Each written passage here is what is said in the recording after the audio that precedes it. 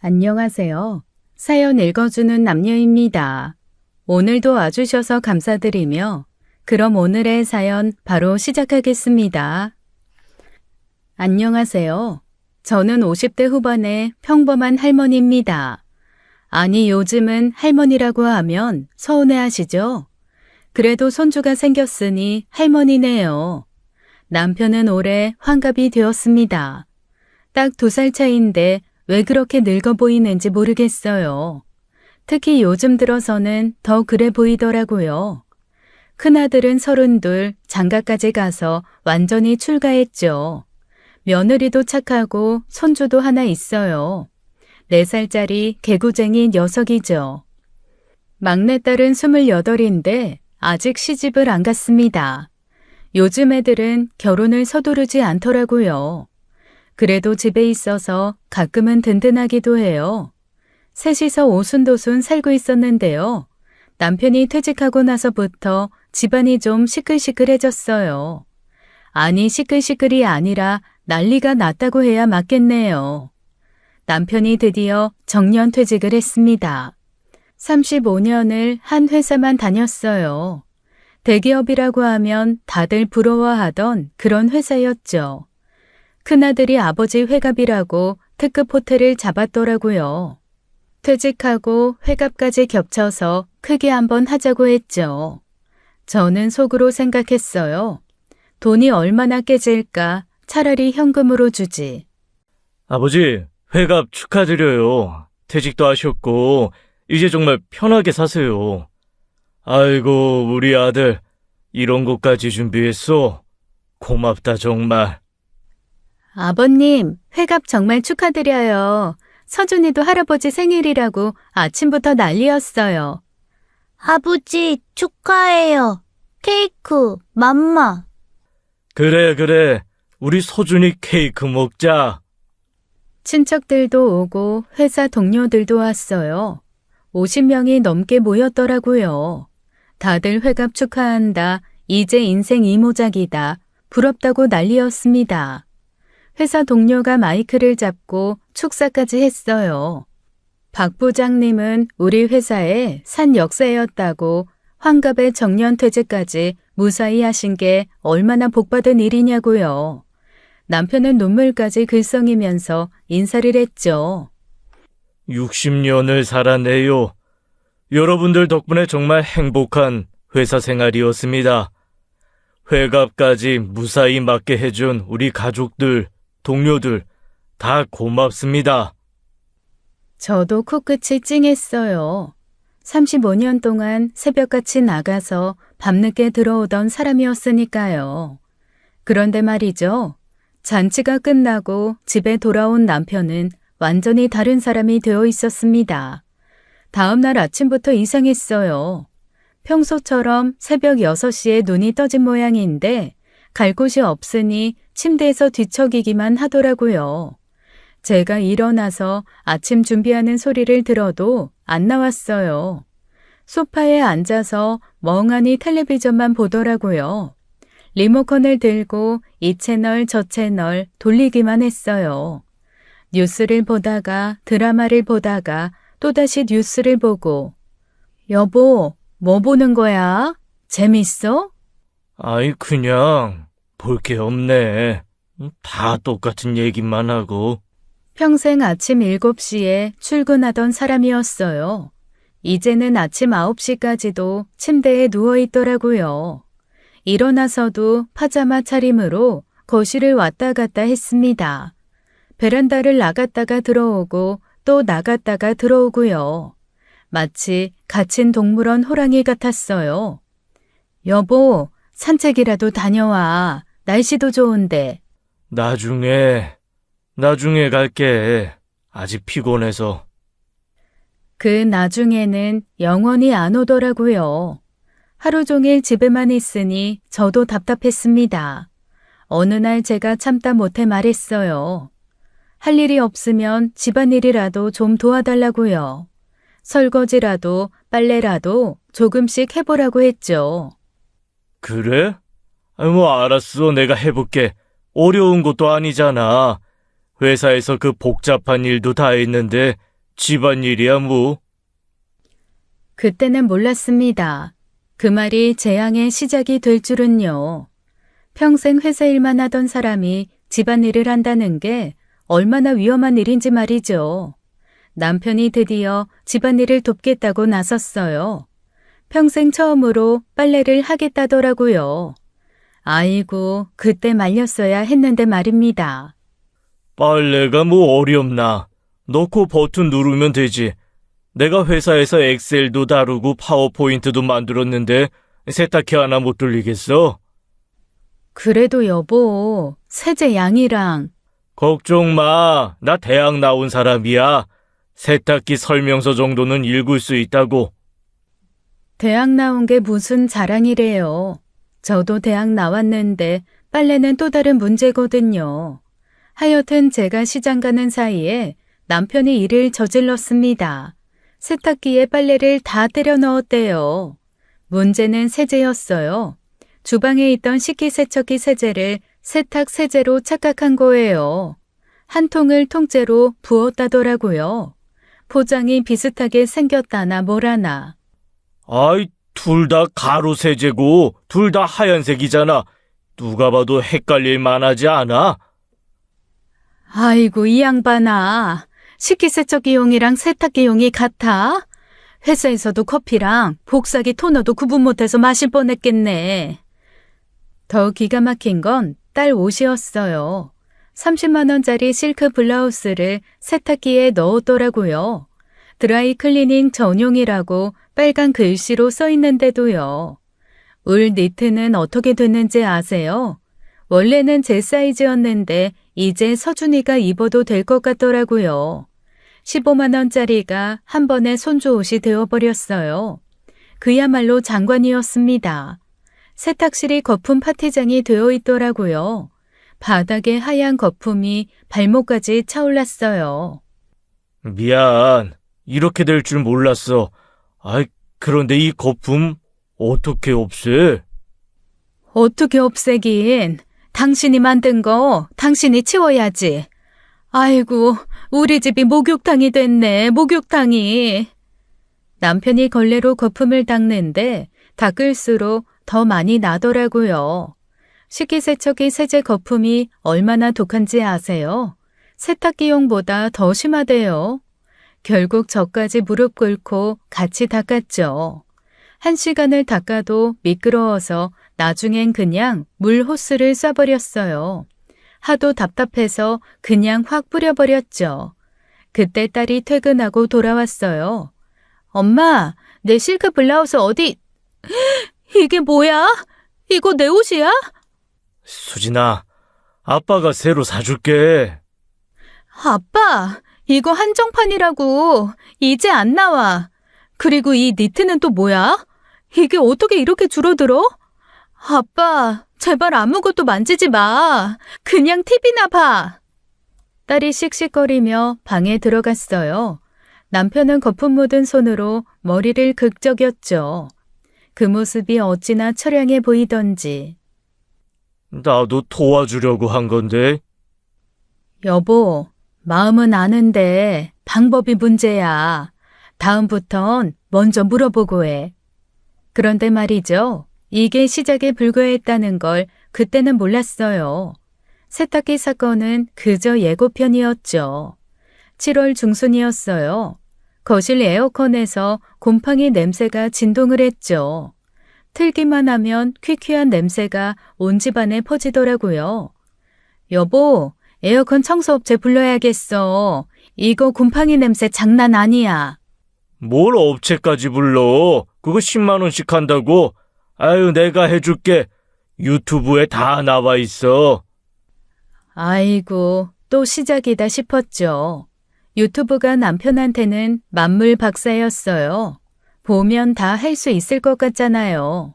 나 이래봬도 젊었을 때 기계 좀 만졌어. 군대에서 통신병이었다고. 통신병이랑 에어컨이랑 무슨 상관이야? 당신 무전기로 에어컨 만들 거야? 원리는 다 똑같아. 분해하고 조립하고 그게 그거지 뭐. 그러더니 진짜 유튜브 켜서 보기 시작하더라고요. 에어컨 셀프 청소 10분이면 끝. 제목부터 사기였어요. 남편이 드라이버 들고 에어컨 앞에 섰습니다. 폭염에 땀을 뻘뻘 흘리면서요. 이마에 수건까지 두르고 완전 전쟁 준비했더라고요. 자, 먼저 전면 커버 열고. 아이고, 왜 안 열려? 여보, 그만둬. 더워 죽겠어. 아유, 조금만 참아. 이제 거의 다 했어. 거의 다 했다는 게 시작한 지 10분도 안 됐을 때였어요. 그런데 2시간이 지나도 분해만 하고 있더라고요. 부품이 거실 바닥에 줄줄이 널려 있었어요. 나사는 여기저기 굴러다니고 플라스틱 조각은 또 왜 그렇게 많은지 마치 에어컨 폭탄 맞은 것 같았죠. 이상하네. 유튜브에선 이 부분이 쉽게 빠졌는데 갑자기 딱 소리가 났어요. 뭔가 부러진 소리였죠. 남편 얼굴이 하얗게 질리더라고요. 이거 중요한 부품 아니지? 그치? 아니, 어차피 플라스틱이니까. 중요하지 않은 부품이 어디 있어? 다 필요해서 있는 거지. 결국 조립은 포기했어요. 부품 반은 제자리를 못 찾았고 나머지 반은 억지로 끼워 넣었죠. 에어컨이 덜덜덜 소리를 내더라고요. 업체에 전화했더니 하는 말이 가관이었어요.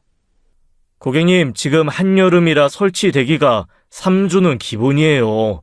그리고 이렇게 파손된 경우는 신품 구매를 추천드려요. 3주? 이 더위에 3주를 기다리라고? 딸이 퇴근하고 들어왔어요. 거실 바닥에 널브러진 에어컨 잔해를 보더니요. 아빠, 또 뭐 한 거야? 진짜 왜 자꾸 집을 분해해? 우리 집이 정비소야? 폐차장이야? 수진아, 아빠가 새 에어컨. 됐어. 그냥 아빠는 앉아서 유튜브만 봐. 실습은 하지 말고. 그날부터 우리 가족은 선풍기 2대로 버텼어요. 열대야에 잠도 못 자고 얼음물만 벌컥벌컥 마셨죠. 남편은 밤마다 부채질하면서 미안하다고 했어요. 내가 진짜 고치려고 한 건데, 옛날엔 뭐든 뚝딱 고쳤는데. 옛날이 언젠데. 당신 통신병 한 게 40년 전이야. 그때도 무전기 고장내서 혼났다며. 그래도 불쌍해서 쿨매트라도 사줬어요. 근데 그것도 남편이 깔다가 찢어먹었어요. 아이고, 이 양반은 진짜 손대는 게 다 사고더라고요. 마이너스의 손이었어요. 연속된 사고로 남편이 풀이 죽었어요. 며칠 동안 소파에만 앉아 있더라고요. 그러다 갑자기 또 유튜브를 켰습니다. 이번엔 요리 채널이었어요. 아이고, 불안한 예감이 스멀스멀 올라왔죠. 여보, 나도 이제 요리 좀 배워야겠어. 오늘부터 내가 저녁 해줄게. 여보, 제발, 주방만은 거긴 내 성지야. 유명한 요리 전문가도 남자잖아. 그 사람이 하는 걸 내가 못하겠어. 김치찌개 정도는 껌이지. 요리 전문가가 하는 걸 당신이 왜 할 수 있다고 생각해요? 그분은 요리가 직업이고 당신은 요리가 재앙인데 남편이 돼지고기 사오더라고요. 1kg나 되는 덩어리를요. 김치찌개에 1kg를 다 넣을 기세였어요. 유튜브에서 그랬어. 고기는 듬뿍 넣어야 맛있다고. 듬뿍이 1kg야? 당신이 군대 취사병이야?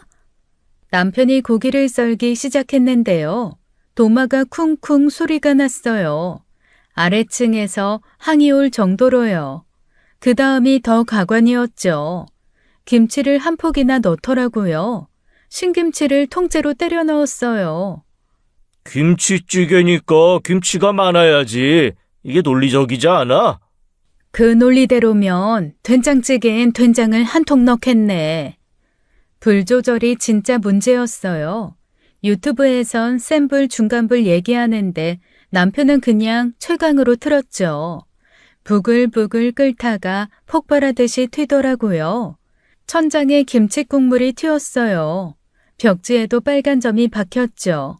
마치 살인 현장 같았어요. 이상한데. 유튜브에서는 안 튀었는데. 그 사람들은 불 조절을 하니까 당신은 용광 녹였잖아. 30분 후에 남편이 자랑스럽게 냄비를 들고 왔어요. 뚜껑을 여는 순간 충격이었죠. 냄비 바닥이 까맣게 탔더라고요. 국물은 시큼하고 짜고 색깔은 검붉었어요. 고기는 질기고 김치는 너무 많아서 국물이 거의 없더라고요. 차라리 김치볶음이라고 하는 게 나을 정도였어요. 딸이 한 숟갈 먹어보더니요. 아빠, 이거 김치찌개 맞아? 김치 무침에 물 부은 거 아니고? 아니다, 실례했네. 아빠 첫 작품인데. 그래도 정성은 있잖아. 정성? 테러 아니고? 엄마, 나 치킨 시켜 먹을래. 아빠는 본인이 만든 거 다 드셔. 남편이 혼자 그 김치찌개를 먹었어요. 표정이 영 좋지 않더라고요. 자기가 만들어도 맛없는 건 아는 거죠. 뭐가 잘못된 거지? 이 유튜브에선 쉽다고 했는데. 유튜브에선 쉽다고 했지 당신이 할 수 있다고는 안 했어. 그리고 우리 부엌 좀 폭격 맞은 것처럼 만들지 마. 청소는 누가 해? 그날 밤 남편이 소화제를 찾더라고요. 자기가 만든 음식에 자기가 체한 거예요. 기가 막히죠? 그래도 남편이 너무 불쌍해 보여서 토닥여줬어요. 요리는 연습이 필요한 거라고 처음부터 잘하는 사람은 없다고요. 물론 이 정도로 못하는 사람도 없지만 그 말은 안 했죠. 요리 사건 이후로 남편이 완전히 기가 죽었어요. 소파에 앉아서 한숨만 푹푹 쉬더라고요. 리모컨도 안 만지고 그냥 멍하니 있었죠. 난 정말 아무것도 못하는 인간인가 봐. 회사 일 빼고는 할 줄 아는 게 없네. 아이고 또 그 소리야? 당신 회사 일 잘했잖아. 35년 무석으로 다녔는데 그게 쉬운 줄 알아? 그게 뭔 소용이야? 이제 퇴직했는데. 보다 못해서 옆에 앉았어요. 60평생 일만 한 사람이 갑자기 놀게 되니 얼마나 허전하겠어요. 저라도 그럴 것 같더라고요. 여보, 당신이 잘하는 게 뭔지 알아? 힘 세잖아. 나 혼자 못하는 거 도와줘. 뭐? 힘쓰는 일? 쌀 사오는 거, 김치 냉장고 정리하는 거, 이런 건 당신이 해야 돼. 나 허리 아프단 말이야. 남편 눈이 반짝이더라고요. 드디어 자기가 할 수 있는 일을 찾은 것 같았어요. 단순하지만 확실한 일이죠. 다음 날 남편이 마트에 갔어요. 20kg 쌀포대를 들고 왔더라고요. 3층인데 혼자 들고 올라왔어요. 이야, 아직 힘은 살아있네. 젊은 직원이 도와준다고 했는데 내가 거절했어. 아이고 우리 집 헬스맨, 역시 당신은 힘이 최고야. 나는 5kg도 못 드는데.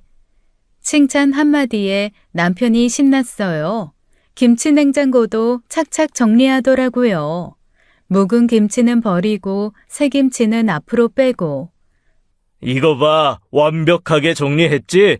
호텔 냉장고 같지 않아? 와, 진짜 깔끔하네.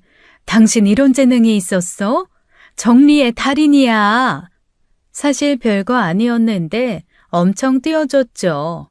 근데 정말 잘하더라고요. 체계적으로 날짜별로 정리까지 했어요. 그 다음부턴 남편이 알아서 했어요. 생수박스 나르기, 화장실 휴지 갈기, 높은 곳 전구 바꾸기. 이런 건 진짜 도움이 됐죠. 딸도 인정하더라고요. 아빠, 우리 집 만능 일꾼. 그럼 아빠가 또 뭐 할까? 베란다 선반도 고쳐줄까? 아니야, 선반은 그냥 둬. 당신은 지정된 일만 해. 창의적인 건 금지야. 남편이 씩 웃더라고요. 오랜만에 보는 웃음이었어요. 자기 역할을 찾으니까 표정이 밝아졌죠. 알았어. 나는 우리 집 힘쓰기 전담. 이것도 중요한 일이지. 당연하지. 당신 없으면 누가 이런 일을 해? 돈 주고 사람 불러야 되는데. 그래도 남편이 뭔가 하고 있다는 게 다행이었어요. 비록 단순한 일이지만 가족한테 도움이 되니까요. 남편도 그걸 아는지 열심히 했죠. 저녁에 남편이 말했어요. 여보, 나 아직 쓸모가 있네. 그치? 당연하지. 당신은 우리 집 기둥이야. 힘센 기둥. 그날 밤 남편이 오랜만에 코를 골며 잤어요. 마음이 편안해진 것 같더라고요. 칭찬의 기운이 살아난 남편이 또 큰일을 벌였어요. 이번엔 베란다를 텃밭으로 만들겠다더라고요. 아이고, 불안한 예감이 또 스멀스멀 올라왔죠. 여보, 내가 상추랑 토마토 키워줄게. 유기농으로. 마트에서 사 먹을 필요 없어. 여보, 베란다가 얼마나 좁은데. 그리고 우리 아파트인 거 알지? 걱정 마. 요즘 베란다 텃밭이 대세야. 유튜브에 다 나와. 또 유튜브예요. 그 유튜브가 우리 집을 몇 번이나 폭격했는데 말입니다. 근데 남편은 이미 흥분 상태였죠. 제가 잠깐 친정에 다녀온 사이에 사고가 터졌어요. 인터넷으로 흙을 주문했는데요. 50포대를 시켰더라고요. 택배 기사님이 전화했어요. 고객님, 여기 정말 아파트 맞아요? 아유, 흙 50포대를 아파트로요? 네? 50포대요? 5포대 아니고요? 집에 와보니 베란다가 흙 창고가 됐더라고요. 포대가 천장까지 쌓여 있었어요. 마치 전쟁 때 모래주머니 쌓아놓은 것 같았죠. 많이 사야 싸게 해줘서. 아유, 어차피 다 쓸 거야. 다 쓸 거야? 베란다 밭으로 만들 거야? 농사 짓게? 남편이 화분에 흙을 담기 시작했어요. 문제는 화분이 5개 뿐이었다는 거죠. 나머지 흙은 어쩔 거예요. 상추 씨앗을 뿌리고 물을 줬는데요. 물을 얼마나 줬는지 화분에서 흙탕물이 넘쳐 흘렀어요. 베란다 바닥이 진흙탕이 됐죠. 물을 많이 줘야 잘 자란대. 사랑도 듬뿍, 물도 듬뿍. 그건 화분이 받쳐주면 그런 거고, 지금 물이 다 새잖아. 그런데 진짜 문제는 따로 있었어요. 베란다 배수구가 막혀 있었던 거예요. 흙탕물이 빠지지 않고 고였죠. 그러더니 벽 틈새로 새기 시작했어요. 아래층으로 흙탕물이 떨어진 거예요. 아래층 할머니가 올라오셨죠. 위층 아줌마, 우리 집 천장에서 황토물이 떨어져요. 벽지 다 망가졌어요. 아유, 죄송합니다. 제가 실수를. 아니, 아파트에 밭을 만들면 어떡해? 뭐 밭농사해? 내다 팔게?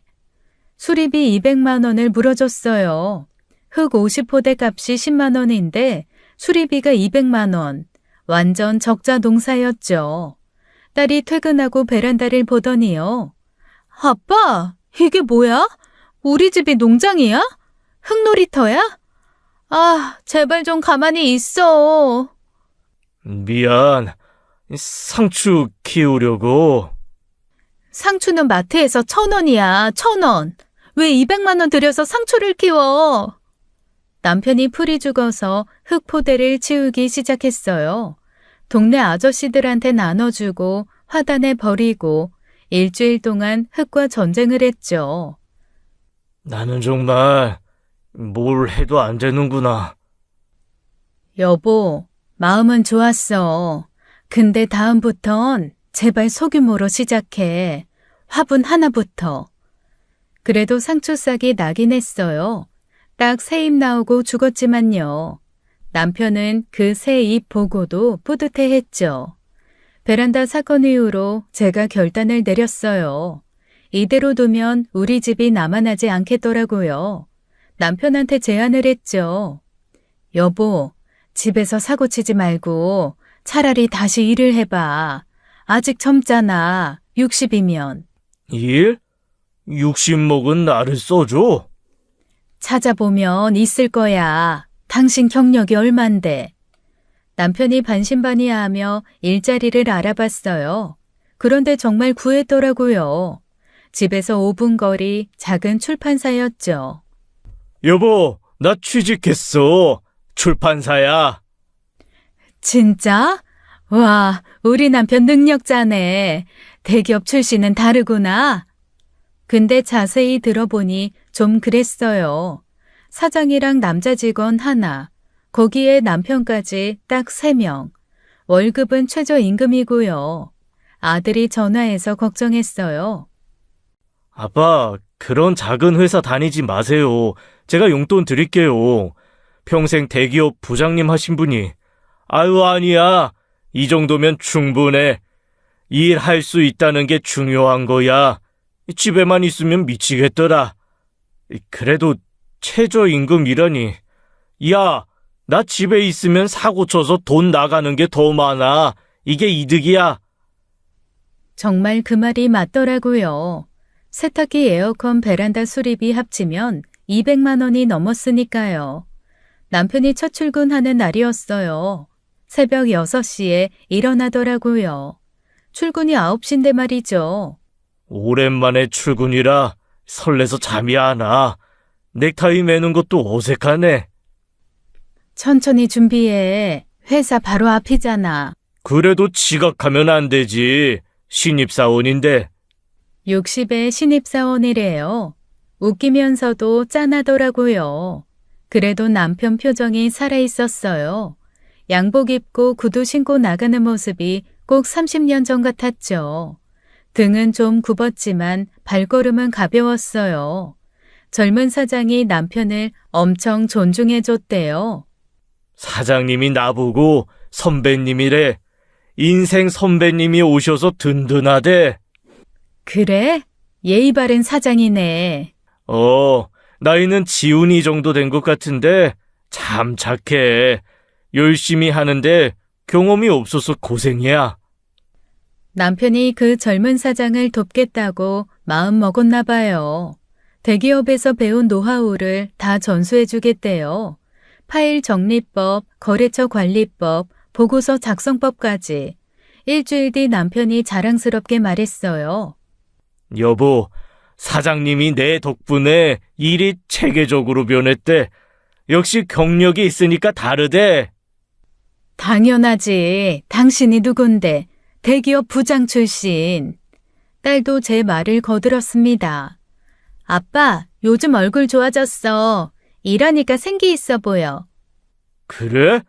아빠도 아직 쓸모 있지? 당연하지. 근데 아빠, 집에서는 제발 손대지 마.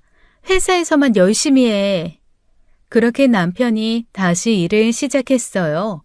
비록 작은 회사지만 남편에겐 의미가 컸죠. 매일 갈 곳이 있고 필요한 사람이 됐으니까요. 2달 동안 남편은 개근상감이었어요.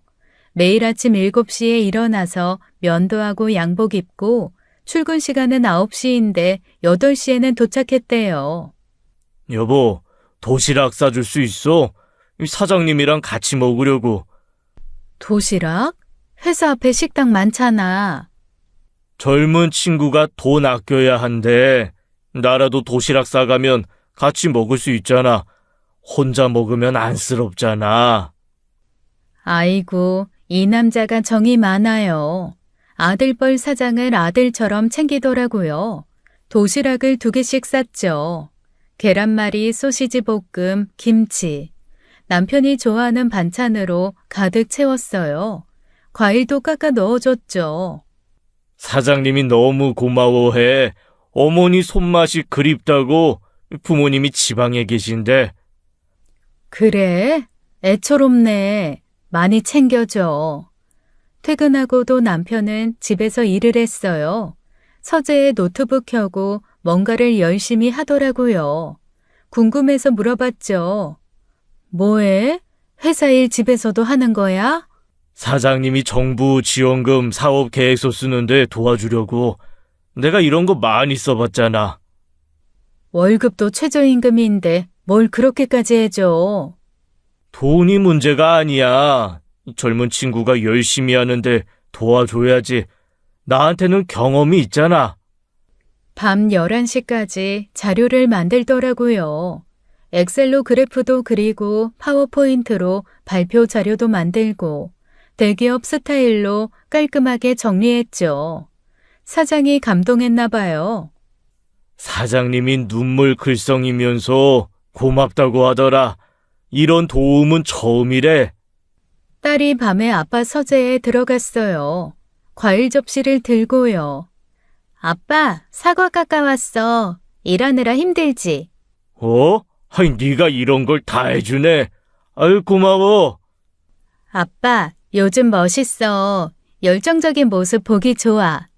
진짜? 아빠 멋있어? 응. 근데 너무 무리하지는 마. 건강이 최고야. 남편 눈가가 촉촉해지더라고요. 딸한테 인정받은 게 그렇게 기쁜가 봐요. 평소에 맨날 혼나기만 했으니까요. 주말에도 남편은 회사 생각을 했어요. 여보, 출판사 마케팅 전략을 좀 바꿔야 할 것 같아. 요즘 트렌드가 아이고, 주말인데도 회사 생각이야? 재밌어. 오랜만에 머리 쓰니까 살 것 같아. 늙으면 치매 온다는데 이렇게 일하면 안 오겠지? 그러면서 씩 웃는 남편이 젊어 보였어요. 퇴직 직후 소파에 축 늘어져 있던 모습은 온데간데 없었죠. 어느 날 남편이 회사에서 받은 문자를 보여줬어요. 선배님, 오늘도 감사합니다. 선배님 덕분에 회사가 체계를 잡아가고 있어요. 정말 든든합니다. 이런 문자 받으니까 뿌듯해. 돈보다 이런 게 더 기쁜 것 같아. 당신이 필요한 사람이 됐네. 멋있어, 여보. 남편이 활짝 웃었어요. 오랜만에 보는 진짜 행복한 웃음이었죠. 그런데 말이죠. 인생이 그렇게 순탄하기만 하겠어요. 남편이 일한 지 딱 2달 만에 출판사가 문을 닫았어요. 그날 저녁 남편이 늦게 들어왔어요. 새벽 2시였죠. 술 냄새가 진동했어요. 여보, 뭐야? 무슨 일이 있어? 출판사 망했어. 오늘이 마지막이었어. 뭐? 갑자기 왜? 자금이 바닥났대. 사장님이 대출까지 받았는데도 안 됐나 봐. 남편이 젊은 사장하고 소고기를 먹었대요. 남편이 사줬다더라고요. 마지막이니까 배불리 먹이고 싶었대요. 그 친구가 우는 거야. 35세 실패자가 됐다고. 부모님한테도 면목이 없대. 아이고, 젊은 나이에. 내가 위로해줬어. 실패는 성공의 어머니라고. 다시 시작하면 된다고. 그러면서 남편이 술병을 꺼냈어요.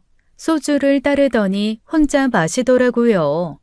뭔가 씁쓸해 보였죠. 월급도 못 받았겠네. 2달치 월급이 얼마나 된다고.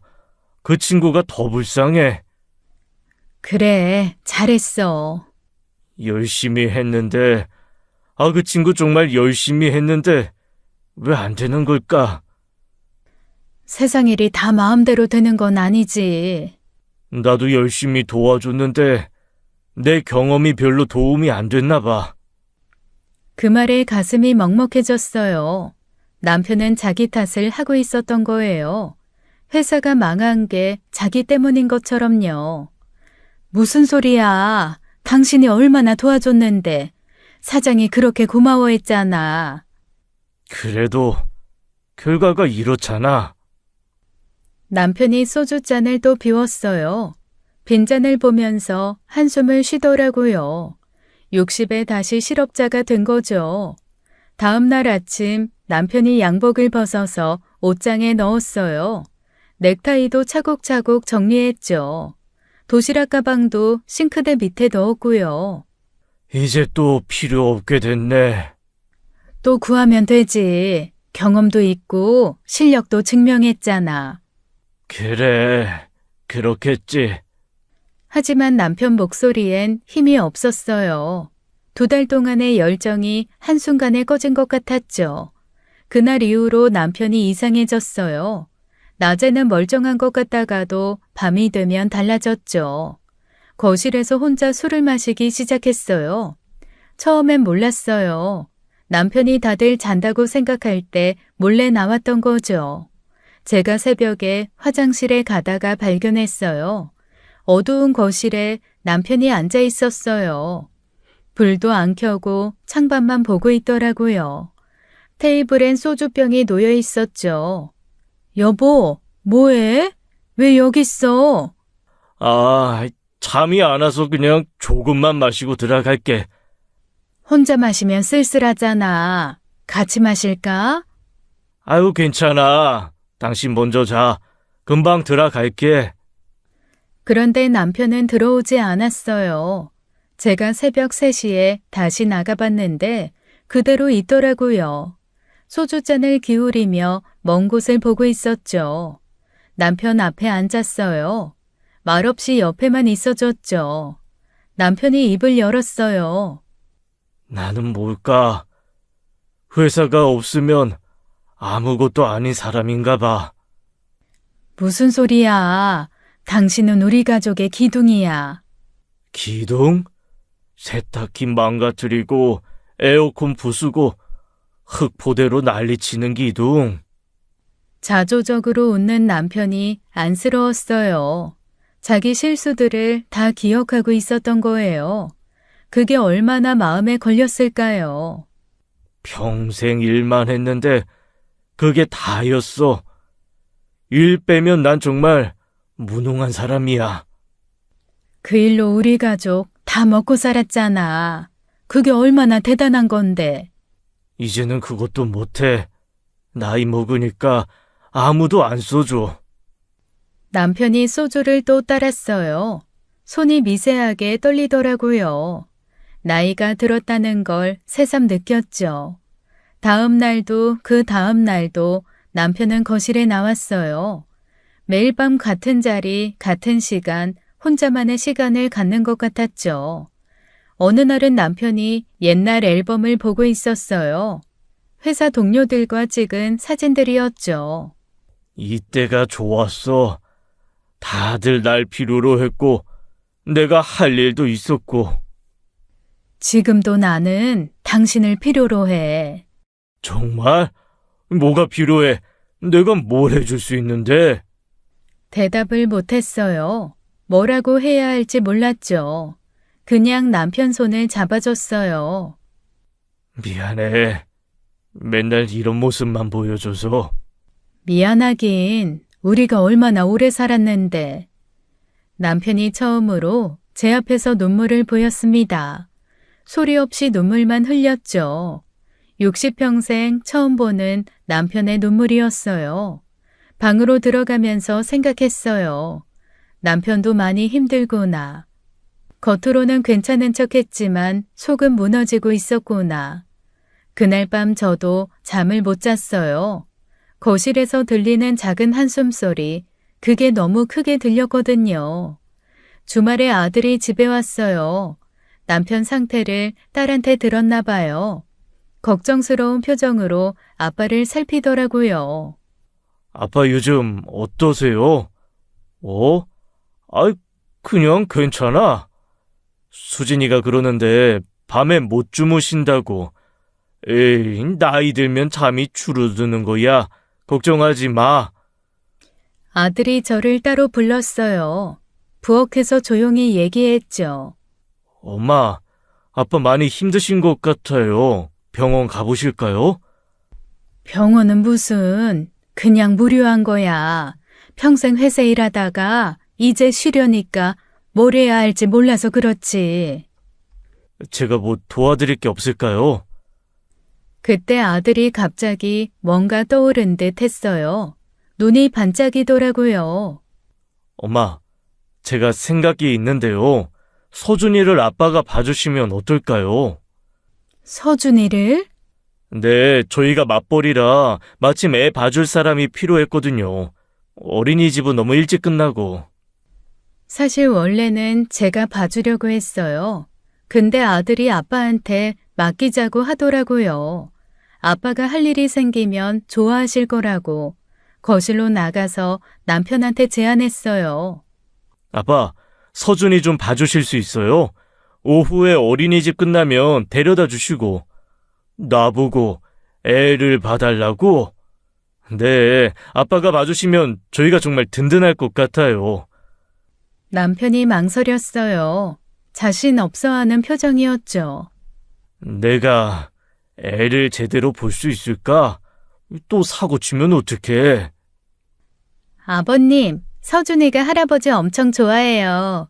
맨날 할아버지 언제 오냐고 물어봐요. 아버지 좋아요. 서준이가 할아버지한테 달려가서 안겼어요.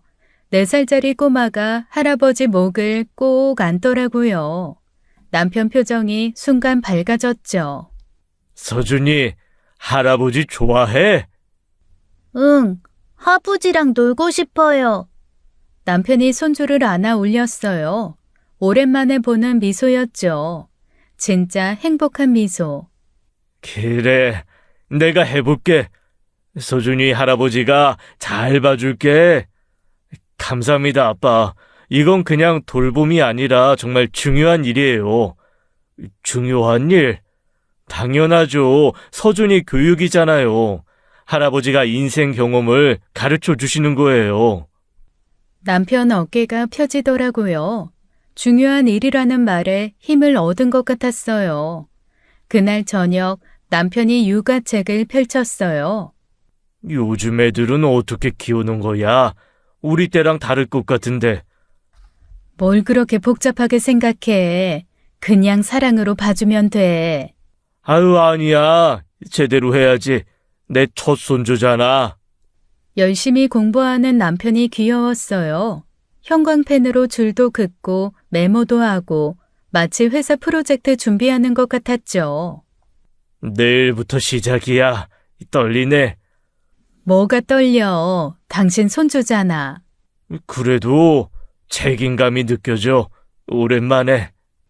그 오랜만에라는 말이 마음에 남았어요. 남편에게 다시 책임감이라는 게 생긴 거죠. 처음엔 저도 불안했어요. 남편이 또 무슨 사고를 칠까 싶어서요. 근데 의외였어요. 남편이 손주를 정말 잘 보더라고요. 어린이집 픽업도 정시에 간식도 챙기고 놀아주기도 하고 완전 프로 할아버지가 됐죠. 어느 날 제가 물었어요. 여보, 어떻게 이렇게 잘해? 우리 애들 키울 때는 이렇게 안 했잖아. 그때는 회사 일이 바빴잖아. 애들 얼굴 보기도 힘들었고. 남편이 멀리 보면서 말했어요. 지훈이랑 수진이 어릴 때 제대로 못 봐준 게 참 미안해. 첫 걸음마도 못 받고 유치원 운동회도 한 번을 못 갔어. 그 말에 남편 눈가가 붉어졌어요. 30년이 지난 일을 아직도 마음에 품고 있었던 거예요. 그래서 서준이한테는 잘해주고 싶어. 못해준 거 대신이라도. 여보, 지훈이한테도 미안하고 수준이한테도 미안해. 돈 버느라 아빠 노릇을 제대로 못했어. 그러면서 손주를 꼭 안더라고요. 서준이는 할아버지 품에서 깨르르 웃었죠. 아버지, 나 비행기 태워줘요. 그래, 수준이 비행기 탄다. 아슝! 남편이 손주를 들어 올려 비행기를 태워줬어요. 허리가 아플 텐데도 신나게 놀아줬죠. 서준이 웃음소리가 집안에 가득했어요. 며느리가 퇴근하고 와서 놀랐어요. 아버님, 서준이가 너무 깨끗해요. 손도 씻기고 옷도 갈아입히고. 당연하지. 위생이 제일 중요해. 내가 육아책 다 읽었다. 어머, 공부까지 하셨어요? 요즘 육아는 과학이더라. 체계적으로 해야 해.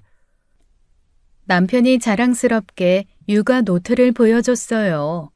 서준이 낮잠 시간, 간식 종류, 좋아하는 놀이까지 다 적어놨더라고요. 완전 서준이 관찰일지였죠. 아들이 감동했어요. 아빠, 이렇게까지 해주시다니 정말 감사해요. 뭘, 할아버지가 당연히 해야지. 그때 남편이 조용히 말했어요. 사실 나도 고마워. 이 서준이 덕분에 다시 살맛이 나. 아침에 일어날 이유가 생겼어. 그래? 다행이네. 어제 서준이가 그러더라. 할아버지가 세상에서 제일 좋대. 그 말 듣고 눈물이 나더라. 정말로 남편 눈에 눈물이 맺혔어요. 기쁨의 눈물이었죠.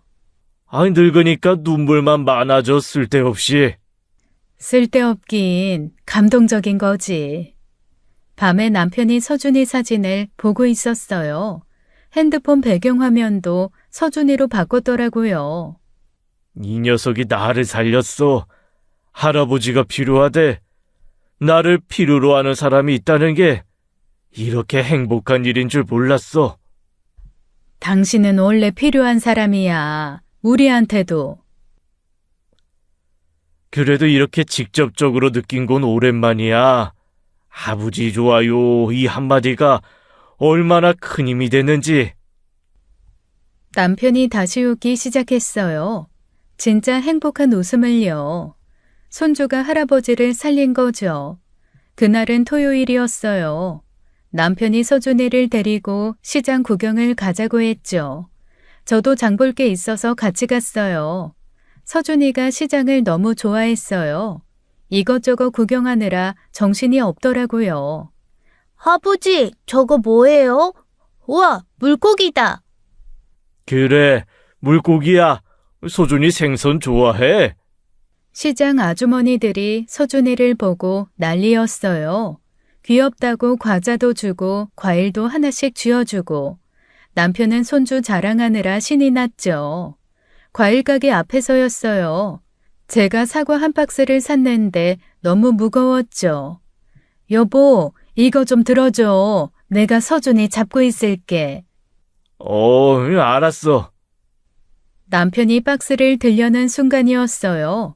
제가 서준이 손을 잡으려고 했는데 이미 서준이가 없었어요. 순식간이었죠. 서준이 어디 갔지? 뭐? 남편이 박스를 그냥 땅에 떨어뜨렸어요. 사과가 대굴대굴 굴러갔지만 신경도 안 썼죠. 바로 뛰어나갔어요. 서준아! 아이, 서준아! 저도 따라 뛰었어요. 심장이 쿵쾅거렸죠. 시장이 얼마나 복잡한데요. 남편이 미친 듯이 뛰어다녔어요. 가게마다 들어가서 물어보고 골목마다 확인하고 60 나이에 그렇게 뛰는 게 쉽지 않았을 텐데요. 시장 한복판에서 남편이 소리쳤어요. 서준아! 할아버지야! 대답해! 목소리가 떨리더라고요. 진짜 무서웠나 봐요. 저도 무서웠으니까요. 그때 저 멀리서 울음소리가 들렸어요. 남편이 총알같이 뛰어갔죠. 붕어빵 가게 앞에 서준이가 울고 있었어요. 아버지, 무서워요. 남편이 서준이를 확 안아 올렸어요. 괜찮아. 괜찮아. 할아버지 왔어. 이제 안전해. 근데 서준이 얼굴에 상처가 있었어요. 넘어졌는지 무릎도 까져 있고 얼굴도 긁혔더라고요. 남편이 서준이를 안고 주저앉았어요. 미안해. 할아버지가 미안해. 잠깐 한눈판 사이에. 그때 봤어요. 남편 바지 무릎이 찢어져서 피가 나고 있었어요. 뛰다가 넘어진 것 같더라고요. 여보, 당신 다리. 괜찮아. 남편이 서준이 상처를 손수건으로 닦아줬어요. 손이 떨리는데도 애써 침착한 척했죠. 아버지도 아파요? 아니야. 할아버지 하나도 안 아파. 서준이만 안 다치면 돼. 약국에서 밴드를 사다가 서준이한테 붙여줬어요. 남편은 자기 상처는 그냥 뒀죠. 피가 흐르는데도 신경 안 쓰더라고요. 집에 돌아오는 길에 남편이 계속 자책했어요. 내가 정신이 나갔지. 애를 놓치다니. 이 큰일 날 뻔했어. 괜찮아. 찾았잖아. 다친 것도 별거 아니고. 아니야. 만약 정말 잃어버렸으면, 생각만 하면 끔찍해. 남편이 서준이를 꼭 안고 있었어요. 놓으면 또 없어질까봐 그러는 것 같았죠. 아버지, 괜찮아. 서준이 안 아파요. 그래, 우리 서준이 용감하네. 남편 무릎에 약을 발라줬어요. 생각보다 상처가 깊더라고요. 그날 저녁에 아들 부부가 왔어요. 서준이가 다쳤다는 소리를 듣고 불이 나게 온 거죠. 아들 표정이 심상치 않더라고요. 아들이 서준이 얼굴 상처를 보더니 얼굴이 굳어졌어요. 아빠, 이게 어떻게 된 거예요? 애가 어떻게 혼자 돌아다녀요? 미안하다. 잠깐 한눈판 사이에. 잠깐이요? 애가 없어진 게 잠깐이에요? 시장에서 애를 잃어버리면 어떡해요? 목소리가 점점 커지더라고요. 며느리가 말리려고 했지만 아들은 멈추지 않았어요. 아빠는 대체 할 줄 아는 게 뭐예요? 세탁기도 망가뜨리고 에어컨도 부수고 이제는 애까지 다치게 하고 제대로 하시는 게 뭐냐고요? 고작 애 하나 보시는 걸 못해서 애를 잃어버려요? 그 순간 저도 몰랐어요. 제가 소리를 질렀거든요. 야, 너 지금 뭐라고 했어? 엄마, 아빠가 할 줄 아는 게 뭐가 있냐고? 그게 말이야? 제가 아들 앞에 섰어요. 화가 머리끝까지 났죠. 네가 그렇게 잘난 줄 알지? 좋은 대학 나오고 좋은 회사 다니고 너만 잘났지? 그거 다 네 아빠 때문에 가능한 거였어. 아빠가 평생 일해서 니들 공부시키고 결혼시키고 집도 사주고 그게 할 줄 아는 게 없는 거야? 엄마, 그건 알아요. 하지만은 무슨 하지만이야? 네 아빠가 얼마나 열심히 살았는데 회사에서 새벽부터 밤까지 일하고 주말에도 못 쉬고. 목소리가 떨렸어요. 너무 화가 나서요. 너희들이 편하게 자란 게 누구 덕분인 줄 알아? 아빠가 그 고생을 다 해서야. 니들 대신 힘들게 살아서. 그래서 니들은 그 덕분에 편하게 산 거야. 여보, 그만해. 뭘 그만해. 남편이 저를 말리려고 했지만 저는 멈출 수 없었어요. 어디서 감히 아빠한테 말소리를 높여? 어디서 감히? 아들이 고개를 숙였어요. 그제야 자기가 한 말이 얼마나 심했는지 깨달은 것 같았죠. 죄송해요. 제가 말이 너무 심했어요. 그때 남편이 아들을 봤어요. 눈이 빨갛더라고요. 지훈아, 아빠가 너 어릴 때 제대로 못 놀아줘서 미안하다. 운동회도 못 가고 졸업식도 못 가고 일만 했어. 네 말이 맞다. 아빠, 그래서 서준이한테라도 잘하고 싶었는데 이것도 제대로 못하는구나. 남편이 일어서려다가 다리를 절었어요. 낮에 다친 무릎 때문이었죠. 아들이 그제야 아빠 바지에 피를 봤어요. 아빠, 다리 다치셨어요? 왜 말 안 하셨어요?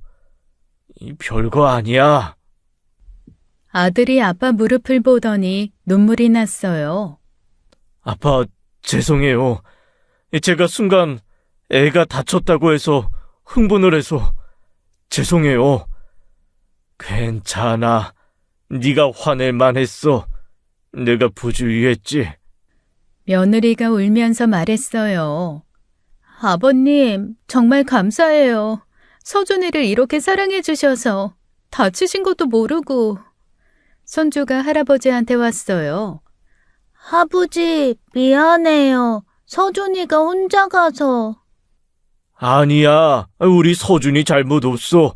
할아버지가 더 잘 지킬게. 아들이 아빠를 꼭 안았어요. 아빠 정말 죄송해요. 아빠가 우리한테 얼마나 큰 존재인지 제가 잊고 있었어요. 남편도 아들을 안았어요. 부자가 그렇게 안고 있었죠. 그날 밤 가족들이 다 같이 저녁을 먹었어요. 아들이 아빠 무릎에 약을 발라드렸죠. 서준이는 할아버지 옆에 딱 붙어 있었고요. 식사하면서 아들이 말했어요. 아빠, 앞으로도 서준이 계속 봐주세요. 아빠만큼 서준이 사랑하는 사람 없어요. 정말 내가 계속 봐도 되겠어? 당연하죠. 아빠가 최고의 할아버지예요. 남편이 미소를 지었어요. 정말 행복한 미소였죠. 그 일이 있고 한 달 후였어요. 남편이 갑자기 뭔가 결심한 듯한 표정으로 왔죠. 여보, 나 생각이 있어. 뭔데? 또 무슨 사고 칠 생각이야?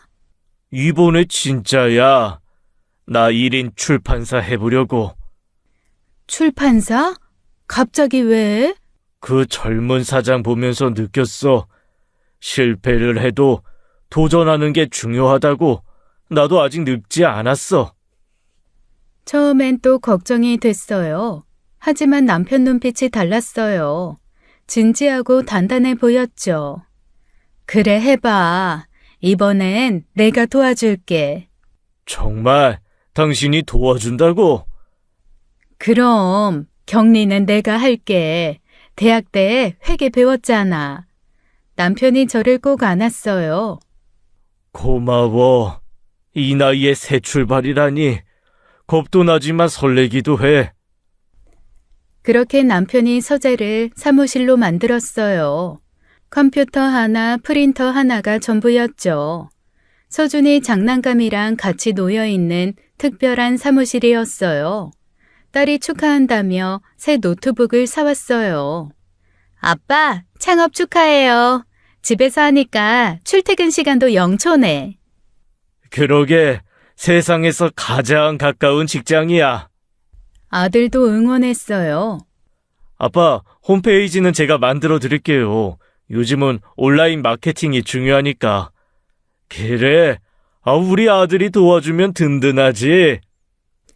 첫 책을 낸 날이었어요.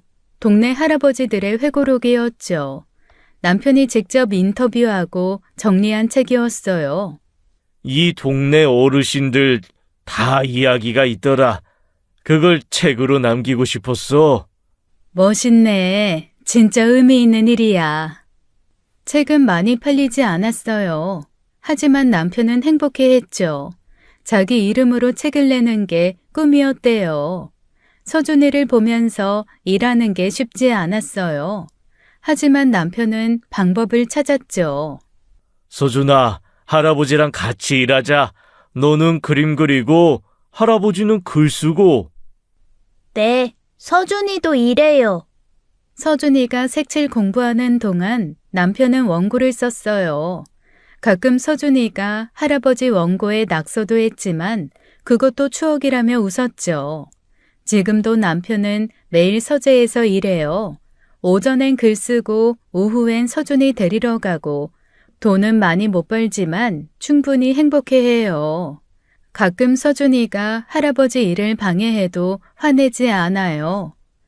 아버지, 읽어봐요. 서준이가 그렸어요. 와, 우리 서준이 피카소네. 할아버지 책에 이 그림도 넣을까? 이렇게 손주랑 일하는 출판사 사장이 또 어디 있겠어요. 어제 남편이 말했어요. 여보, 나 요즘 깨달은 게 있어. 뭔데? 인생은 60부터가 진짜인 것 같아. 이제야 내가 뭘 하고 싶은지 알겠어. 그래? 뭘 하고 싶은데?